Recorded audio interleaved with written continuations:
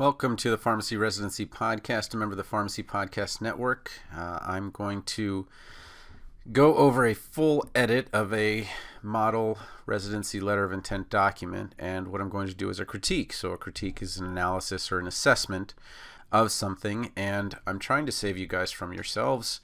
So many people use the UCSF writing a letter of intent model, and it's just ubiquitous. Everybody's using it, and it's going to make your letter unoriginal. So please go to residencyhelp.com. You have a free letter of intent template that I put up there that you can create your own original letter that's going to be in the right order, or it's going to tell you how to do it. If you want help from me, you can find out how to get in touch with me at residencyhelp.com. But I've got the letter of intent template and rubric there, and how to get good recommendations, and then how to reach this podcast. Now, what I'm going to do is I'm going to take this letter, and you can see the letter here, and a mistake that people make is they will copy and paste this just as I've done. So they take it, they copy it, they paste it onto their Word document, and then they try to change it around a little bit from the whole letter. But my recommendation is to do this, which is to take out one paragraph at a time, and that's the way that I'm going to present these, is one paragraph at a time. So let's first talk about that first paragraph, and here is the letter. This is an MP4, so if you go to the site you can see what I'm doing, or you can just listen if you're in the car or whatever.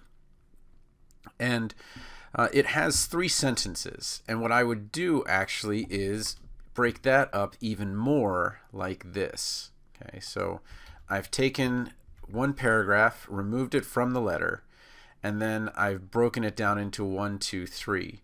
Now again, I recommend using my template where you can create your own original work rather than doing this.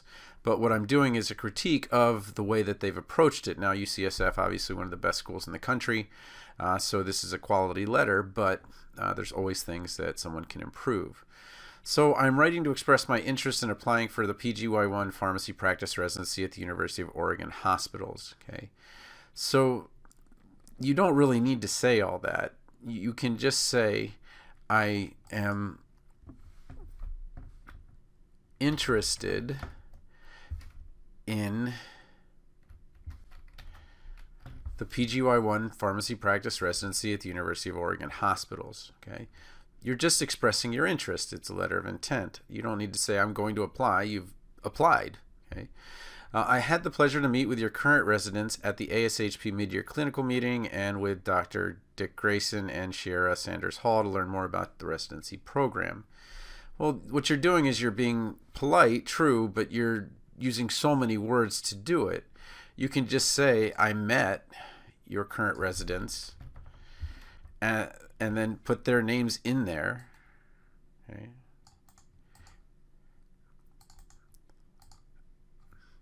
At the ASHP mid-year clinical meeting, and that's it. Okay, so you're saying I met people and have taken the time to investigate it further. Okay, it says your program offers many experiences that I look for in a PGY1 program, including a wide variety of rotations, teaching, research, community outreach, challenging yet supportive environment to refine my skills as a clinical pharmacist. This is 37 words. It's too long. Okay. So what you can just say is your program offers, and get rid of all of this stuff, and just say teaching, research, community outreach, and a challenging yet supportive environment. That's it. Okay. So now we're at 13 words. What this first sentence is missing, though, and that the letter actually has in the next paragraph, is what you're going to do with this letter. So we're actually going to add that back in, and I'll take this out. Okay, copy and then paste, and put it in here. I firmly believe I have the skills and qualities to be a successful resident of your program, a balance of pharmacy and clinical practice, service, leadership, teaching, and research. Okay, so this is what you're going to do in the letter, but this belongs in the first paragraph, not the second. So what we want to do is also cut this down, and we're going to need to present these in the order that you present them in the letter, and this is not the same order. So we want to make sure that we have it in the proper order. And generally, it really depends on where you're applying, whether you're applying to a research hospital and things like that. But what I'm going to do is put it in the most common order, okay, which would be clinical practice, because you're going to be doing work, research, okay, leadership, teaching, and service. This is the most common order. These are the big five, and they did a good job in terms of that. But I don't think that we need to put all of this. Okay, we can just put, I firmly believe I have the skills to be a successful resident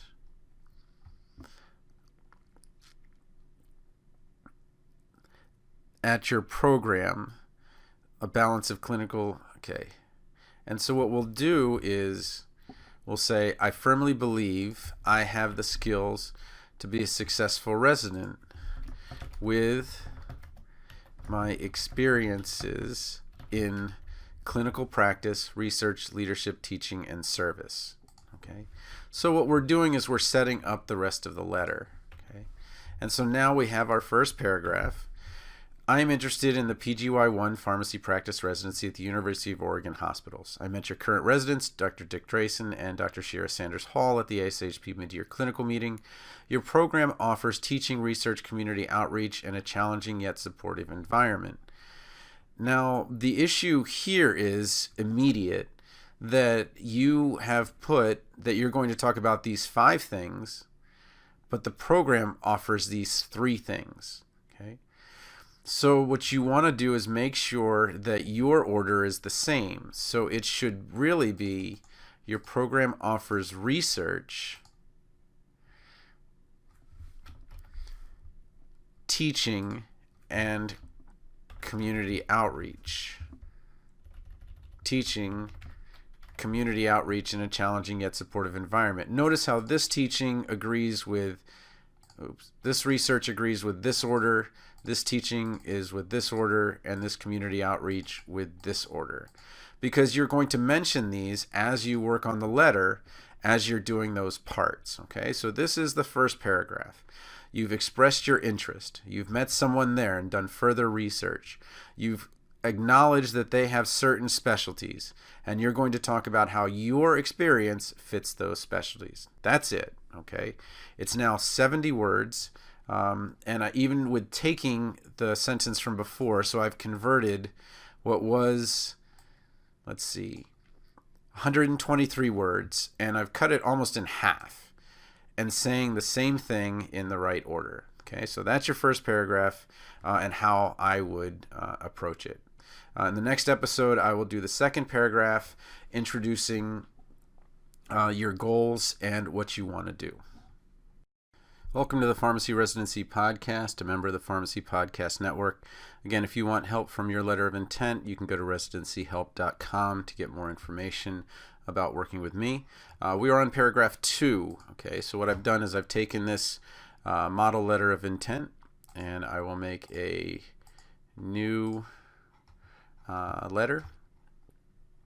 I'm going to take the second paragraph here, copy and paste, and we're going to do a critique, and I will edit it as I did with paragraph 1 in the last episode. Okay, so first thing, I had removed this sentence because it belonged in the first part, to kind of get rid of that. And now we're going to talk about the second paragraph. So a lot of people like to put their goals and what they've done overall, and that's fine. I still think that you could just remove the whole paragraph altogether. But I'm going to just kind of continue with this paragraph at a time work. Okay. So as you can see from my CV, my experience includes solid background in hospital pharmacy at UC Medical Center. So you don't need that. You can just put, I built a solid background in hospital pharmacy at UC Medical Center. And then along with a range of clinical experience, and you can just get rid of that and just put in community, ambulatory, and acute care settings, throughout the San Francisco Bay Area. And this matters if you're applying to a San Francisco Bay Area school or a residency site. If not, it may not matter. But I'll just leave it in there. So I built a solid background in hospital pharmacy at UC Medical Center and community, ambulatory, and acute care settings throughout the San Francisco Bay Area. From these experiences, I gained an understanding. So you don't need from these experiences, they get that. I gained an understanding of best clinical practices, how to provide for a diverse patient population, and work effectively on interdisciplinary teams. Okay. As a resident, you don't need to say PGY1, they know that. My primary goal is to advance clinical knowledge and critical thinking skills in different clinical settings to provide optimal patient care. This is one of those sentences I see over and over again that is just this kind of broad generalization that you are going to change the pharmacy world, and it's quite irrelevant. So they get it. You're going to become a resident. You're going to suffer through 60-hour weeks. They get that you're going to want to advance patient care. You've already said what you need to say. Okay. At the University of Oregon, the variety and rotation opportunities, along with a strong faculty mentorship, offers a balance of support and autonomy I seek. And again, this is too focused on the person rather than what they're going to do. I would just say at the University of Oregon,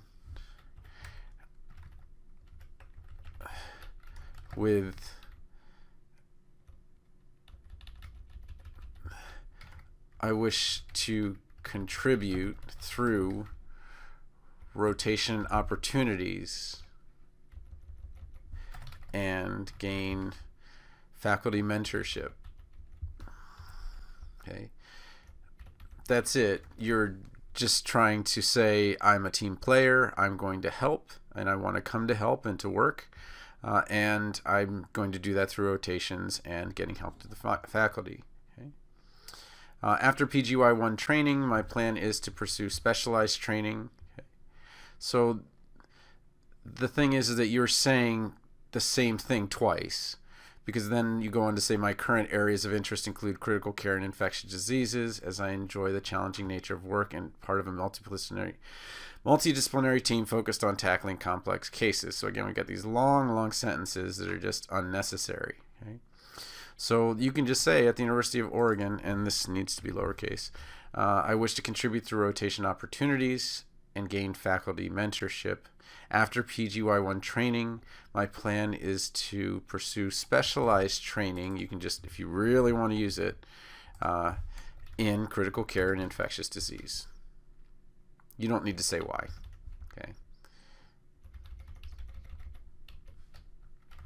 Okay, they get why.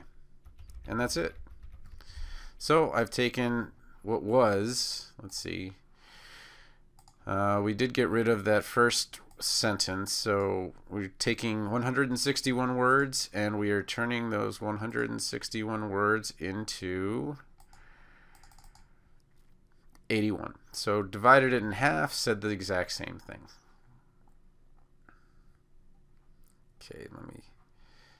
Okay, so I just made one last tweak where I put after PGY1 training, my plan is to continue in critical care and infectious disease specialized training, just turning it around a little bit to make it just a little bit more clear.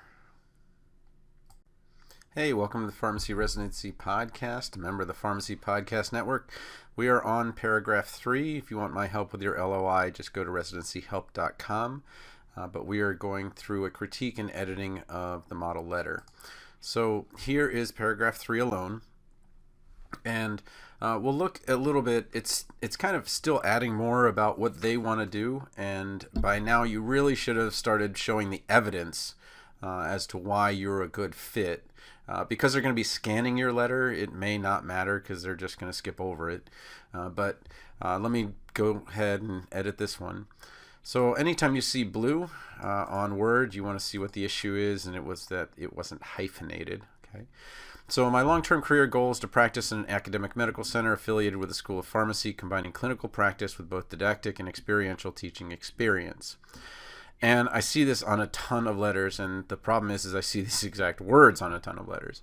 But what you want to do is just say my long-term career goal is to practice in an academic medical center affiliated with a school of pharmacy. They get that you're going to combine clinical practice and experiential teaching experience. That's a given. Okay.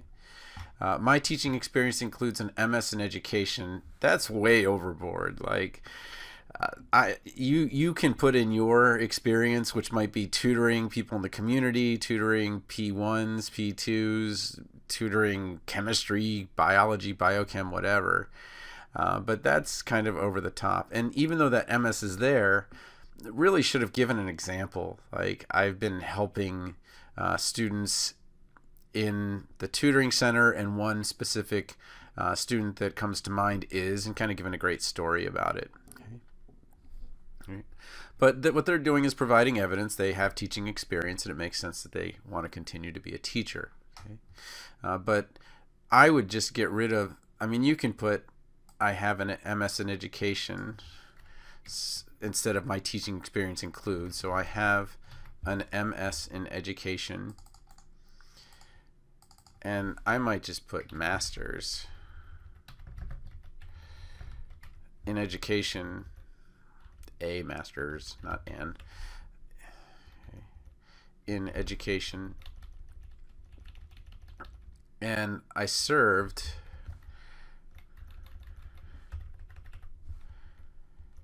as a tutor for the past 2 years. It's been incredibly rewarding to find engaging ways to help fellow students make the connection between required clinical knowledge and actual clinical experience. I would get rid of most of that to just put, I've served as a tutor for the past 2 years, helping students, make clear that they're pharmacy students. Pharmacy students connect, so you don't want to put make the connection between, just connect clinical knowledge and clinical experience.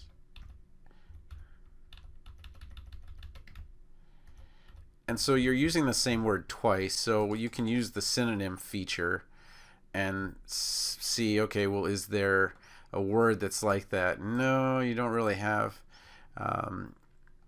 a word that works, so connect clinical knowledge and practical experience maybe.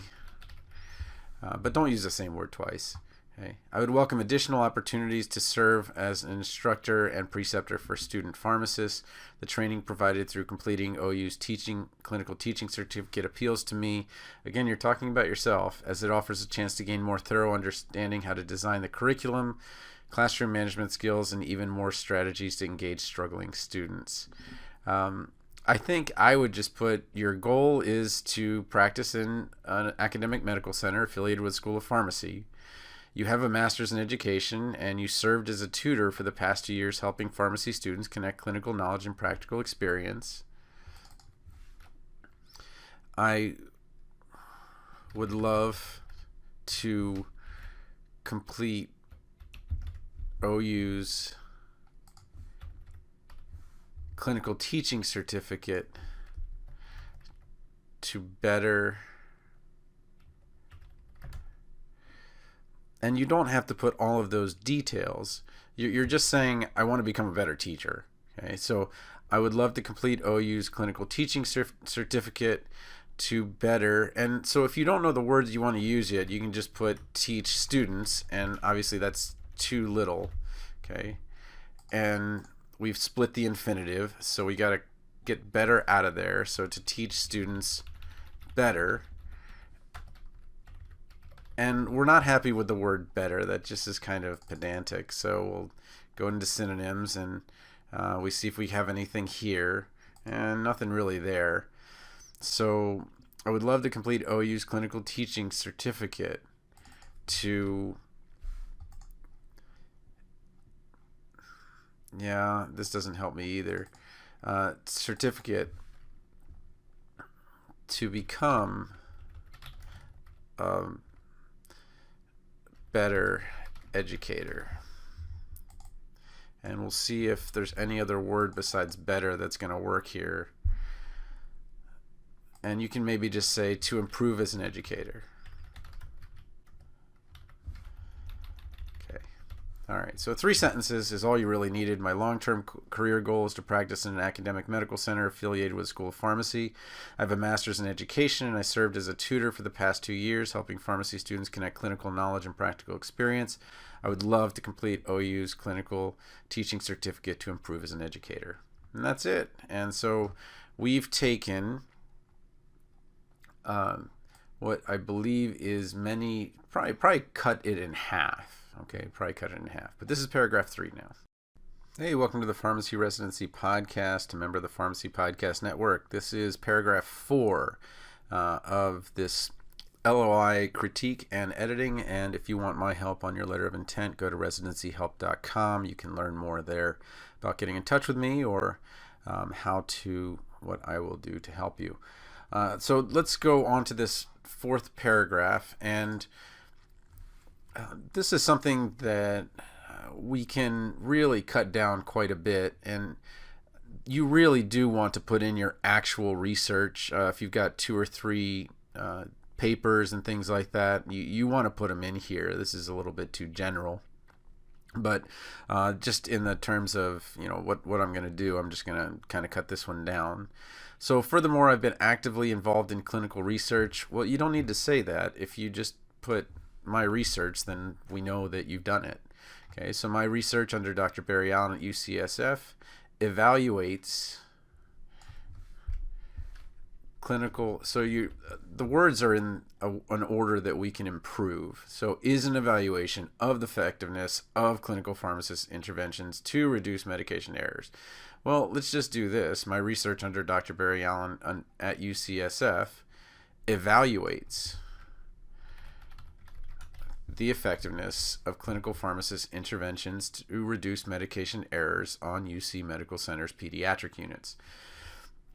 There's not a ton you can do with that. It's going to be a longish sentence when you're talking about research, but you can do the best you can. And I had the opportunity to present my work at APHA's conference. Okay, I would just put I presented my research at APHA's conference, 000 conference. And then just go on to the next thought. So it was incredible to share our results and to realize that there are long-term benefits that could affect, that's the wrong word, you should be using AFFECT, not EFFECT, best practices nationwide. I plan to continue in this area of research and utilize my skills to conduct a successful and publishable residency project. Okay, so all of that can probably be distilled down. You've said who you worked with, you said where you presented your work, and you were excited about it, and this is what you're going to do in your future. So I might just cut it down to 1 sentence and say,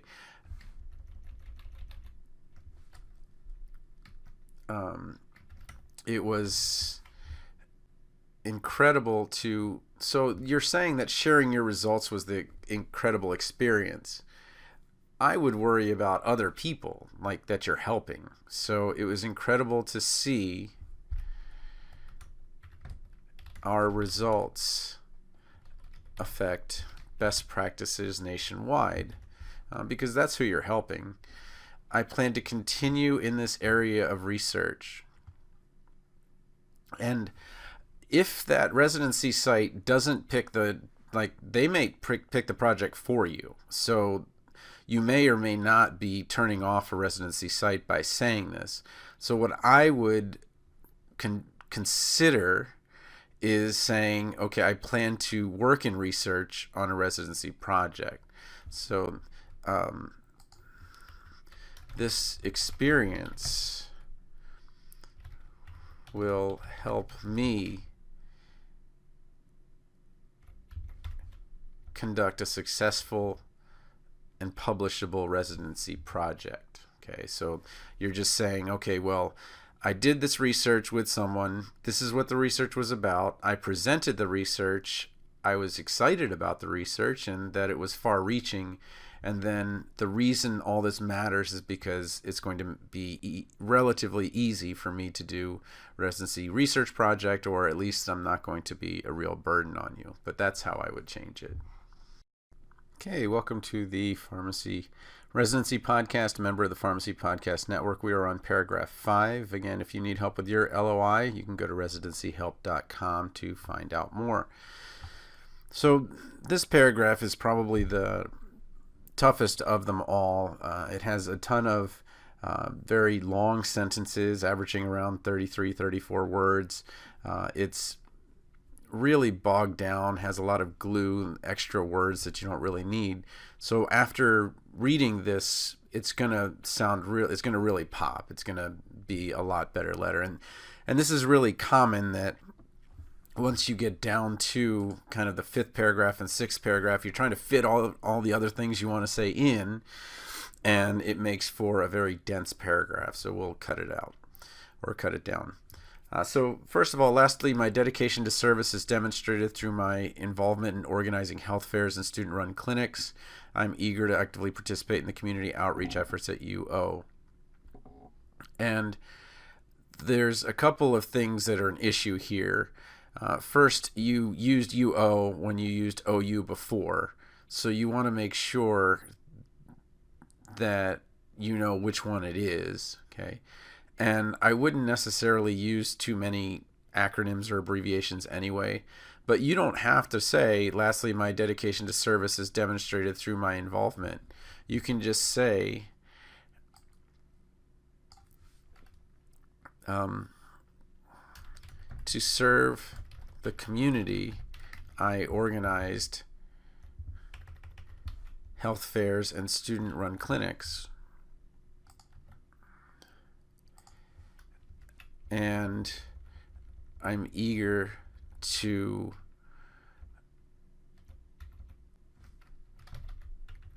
contribute to the community outreach efforts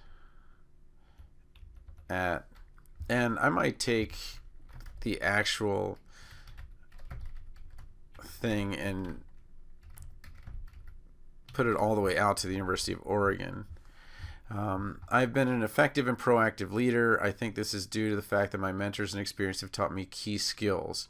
And so you have no evidence for that, or your evidence is later. So I would just get rid of the whole thing and just say, well, what did you do? And I developed strategies. Okay. To engage my team, clear milestones,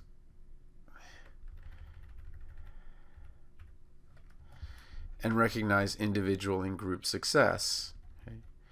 So yeah, you've made significant contributions to your school and professional organizations, but you really just want the example, so we can get rid of that whole sentence.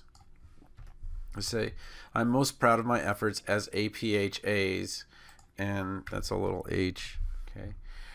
Social chair, where we focused on developing 2, you want to spell it out, events per quarter. Okay. You don't ever really want to use parentheses. You can get rid of the parentheses and just make it into a regular sentence. So I can't think of another word for events right now, but I'll get one. So 2 events include bowling nights and cheese tasting with faculty and staff. Okay. We wanted to, you don't have to say with the goal of making, you just want, we wanted to make first and second year students feel welcome and feel at home at UCSF. So you can just put feel welcome at UCSF. You don't ever really want to start with a number. 70% of the students from each of the classes attended at least one of these community building events. And so you can put something in front of it. And what you might want to do is just say, we had 70%. I might write it out just because it just sounds, we had 70% of and here's where you're getting into trouble with, of the students from each of the classes attend at least one of these community building events, and you've got all these prepositional phrases. So we had 70% of first and second years attend. Okay, so it was successful. Okay. So to serve the community, I organize health fairs and student-run clinics, and I'm eager to contribute to the community outreach efforts at the University of Oregon. I develop strategies to engage my team, clear milestones, and recognize individual and group success. And then you give one example as evidence. I am most proud of my efforts as APHA's social chair, and it's important, if you're going to be social chair, to show that these are important to the students beyond drinking or whatever it is. Social chair, where, and you don't need that hyphen, where we focused on developing 2 events per quarter or quarterly. 2 examples include bowling nights and cheese tasting with faculty and staff. We wanted to make first and second year students feel welcome at UCSF. We had 70% of first and second years attend. And that's it. Okay, welcome to the Pharmacy Residency Podcast, a member of the Pharmacy Podcast Network. If you want help with your LOI, letter of intent, go to residencyhelp.com to learn more. So let's get on to this last paragraph, and this is crazy. 52 words in one sentence, and I get what they're trying to do. They're trying to summarize it, but you can do better than this. You should make it around 3 sentences or something like that. And they've got everything you need in here. It's just we want to cut it up a little bit. So the first issue is that this residency will provide me, and that's very self-thinking. What you want is to say the opportunity. So it was in there. It's just you want to kind of turn it around. So I am excited for the opportunity that the PGY1 residency program at, and again, you want to get this right, University of Oregon hospitals will provide.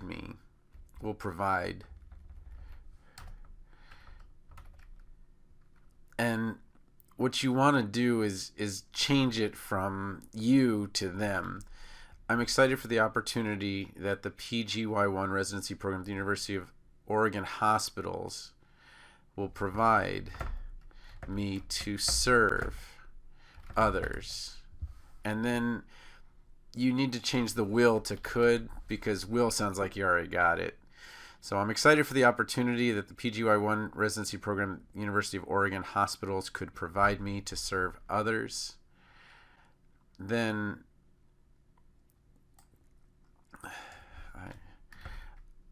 I want to develop my clinical knowledge, critical thinking, teaching, research, and leadership skills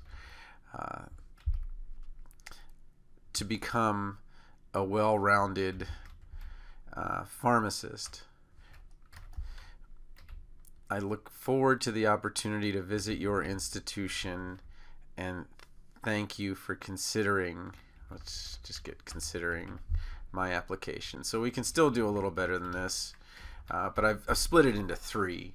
So the first thing you want to do is say, make sure that you're saying you want to serve others. So I'm excited for the opportunity. I'm excited that the PGY1 residency program at the University of Oregon hospitals might provide me to serve others. And we're just saying, I want to help others. Okay? And then how specifically you're going to do that because of there. So I want to develop my clinical knowledge, and I might cut this to 3. I want to develop my clinical knowledge. So obviously you're going to do that. So I want to develop my critical thinking, teaching, and research to become, and I don't know about well-rounded. I mean, you can use it, I guess, but to become a well-rounded clinical pharmacist. I look forward to the opportunity to visit your institution and thank you for considering my application. Okay, so we've got it down to 3 sentences, and I think that's really what you want to do, is just get it down to that. This is why I want to apply. This is the evidence for that, and then just you need to ask that, I want to, visit, I want an interview, and then you put that in the last sentence. I wanted to go back to this for just a second, and I think that I want to show you the expression "I buried the lead." And "I buried the lead" means I should have put the first sentence first and I put it second instead. So what I just did is reversed it. So I want to develop my critical thinking, teaching, and research skills to become a well-rounded clinical pharmacist. I'm excited the PGY1 residency program at the University of Oregon hospitals might allow me to serve others in this way. I look forward to the opportunity to visit your institution and thank you for considering my application. Yeah, that's a lot better. Hey, welcome to the Pharmacy Residency Podcast, a member of the Pharmacy Podcast Network. I'm going to now talk about grading and using technology to help you with your letter. So one of the more popular software products is Grammarly, and I'll talk about that in a minute. But if you want help with your residency LOI, you can go to residencyhelp.com, and you can see the details there and how to get in touch with me if you're interested. So what I'm going to do is I'm going to put my own revision through Grammarly, and it's going to give me like a B- score because of the commas and that I didn't acknowledge the commas. And I wait to do this till the very end because there's so much moving around. So let's look at what Grammarly would do. So I've got clarity, engagement, and delivery. These are all good, but you can see that there's this bar doesn't go all the way to the right, and this bar doesn't go all the way to the right. So these progress bars are going to let me know that I need to deal with them. So I met your current residents, Dr. Dick Grayson and Dr. Shiera Sanders Hall, at the ASHP mid-year clinical meeting. I don't really think there needs to be a pause there, so I'll remove the punctuation recommendation there.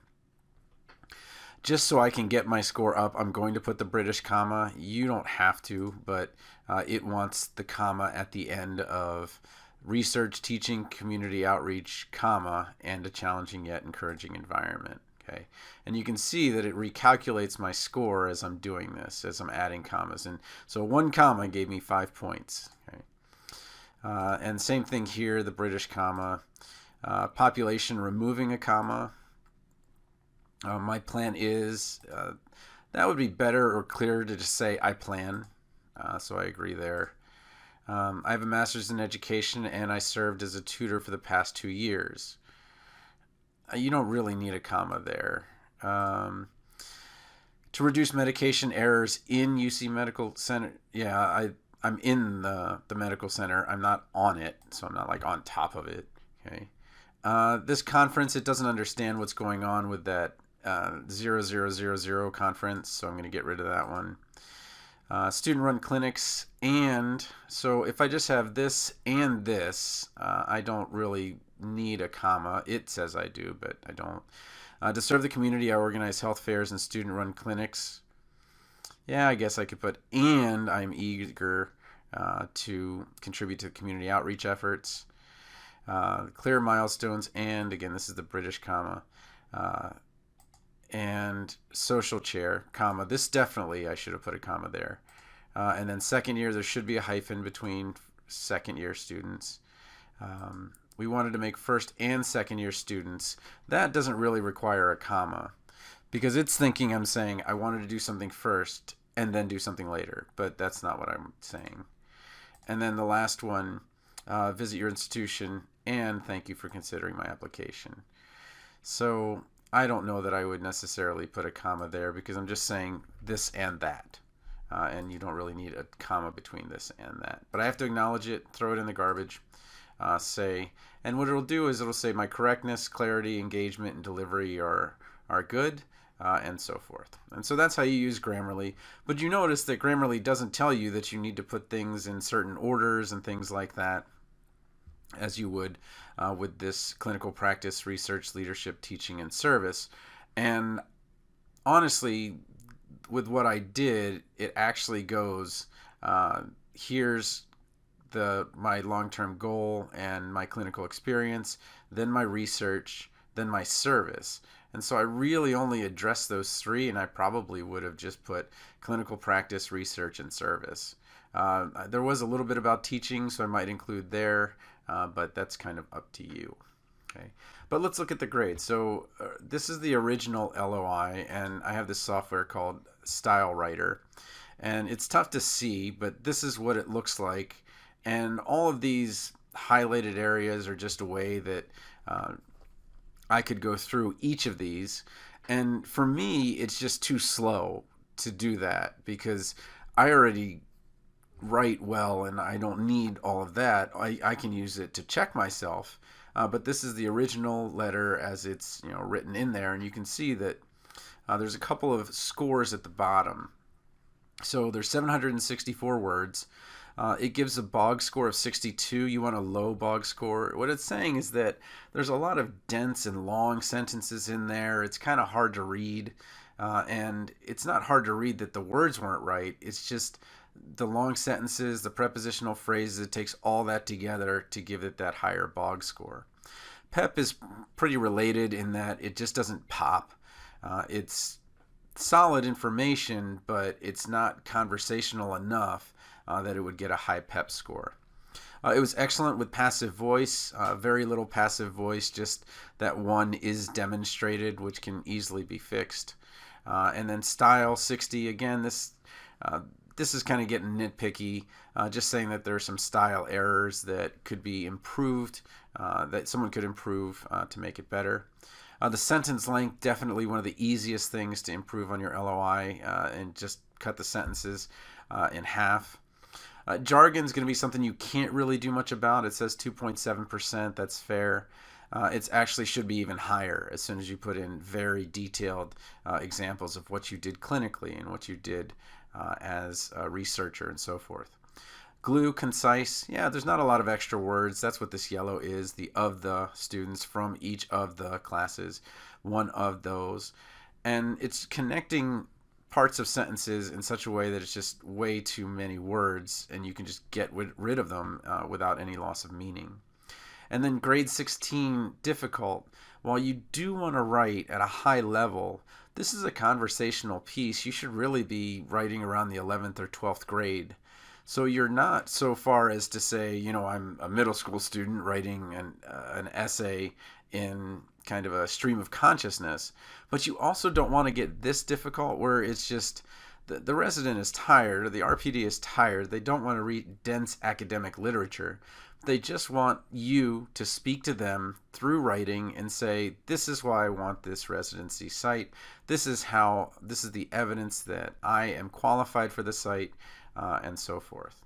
Okay, and so let's go to mine. And this is what mine looks like, and we'll bring this over here. And you can see I don't have any of that shading or anything like that. My bog score is 31, which is good. My PEP is 14, which is good. My passive is 0, which is excellent. You shouldn't have any passive voice. Style is 2, which is excellent. Sentence length is around 16.8, which is excellent. So I cut it in half, basically. Jargon at 3%, nothing you can do there, fair. Made it concise with less glue. And then the grade is right there at the 11th grade, right between 11th and 12th grade where you want it. So, my grade is such a way that someone's going to read this, and it's just a lot easier to read. And you can even just see that it's a lot less dense and that I've used smaller sentences. Now, my recommendation would be to actually expand this 436 words. Unless it's a one-pager that you're forced to write only one page, I would start expanding this. And now I would start putting my research examples, my clinical examples are two that really could use a little bit more. They want to be an educator, maybe show about how you helped a particular student. But you can now you have room to add good information, detailed information that separates you from the other candidates. So I hope you've enjoyed this kind of critique of the letter. Please, please don't use that letter as your foundation. Copy and paste it into a paper and then start from there. Please go to residencyhelp.com. We've got a free template that you can put your own original thoughts into without having to copy it. And even coming from the best school, there's always room for improvement. So again, it's a real passion for me to provide these free videos and things because I am a first generation college student. My original language wasn't English. I was fortunate enough to have a mom who just hammered, proper English over the years, and now I'm hoping to pay it forward and help you guys. All right, have a good weekend.